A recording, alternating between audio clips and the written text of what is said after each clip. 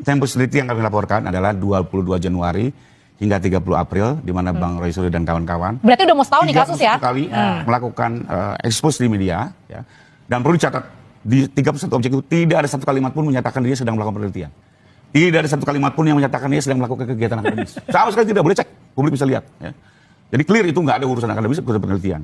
Lalu setelah kami laporkan, sebulan kemudian mereka langsung berubah menyusun strategi pembelaan, mengklaim diri sebagai peneliti.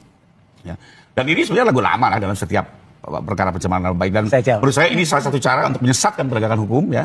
Tapi cara-cara ini menurut saya juga tidak semudah itu, tidak semudah itu penegak hukum, polisi, jaksa dan hakim bisa dibohongi, ya. Karena kembali lagi itu baru muncul, dan lucu lagi bisa kita lihat kalau betul penelitian kok bukunya baru selesai di bulan Agustus, tapi sudah. Tapi mungkin nggak sih tadi dalam waktu 1 bulan ada 700 halaman mencemarkan nama baik di media berulang-ulang dari Januari sampai April. Padahal bukunya baru cipta bulan Agustus. Ini lagi-lagi hanya alibi yang dibangun untuk pembelaan. Dan menurut saya kita tidak akan terkecoh lah penegak hukum dengan apa yang dilakukan oleh rekan-rekan Pak Roy CS dan kawan-kawan. Termasuk juga penyidik, ya. Artinya penyidik juga mengetahui ini, dan pada saat mereka melakukan pembelaan dengan penelitian juga sudah diimbangi dengan 22 ahli. Kalau nggak salah BRI juga sudah diperiksa. Termasuk dengan hari ini meminta disiplin ilmu yang uji lapor independen, itu termasuk juga alibi ya? Iya, itu ijazah. Beda. Kalau yang ini kan tindakan yang dilakukan Bang Roy Suryo dan kawan-kawan. Ya. Lalu soal apa namanya minta independen langsung musnah, ya.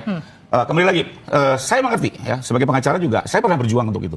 Bahwa di tingkat penyidikan itu sebaiknya dibuka juga kesempatan untuk bisa melakukan uji. Ini saya kasih gantian, saya kasih. Nah, ini saya kebetulan sekjen Kadin. Ya. Waktu penyusunan KUHP, saya mengajukan juga agar advokat itu bisa meminta bantuan profesional. Boleh. Nah, ini bagus nih. Saling tapi apa yang terjadi? Tidak dikabulkan oleh DPR. Artinya memang hukum acaranya belum dibuka. Ini saya baru berjuang belum lama. Tidak dikabulkan. Artinya apa? Kembali lagi pembuktiannya di pengadilan. Betul, Bang Reza, ini nggak seimbang. Saya juga nih, tapi ternyata ditolak oleh DPR di penyusunan KUHP yang baru.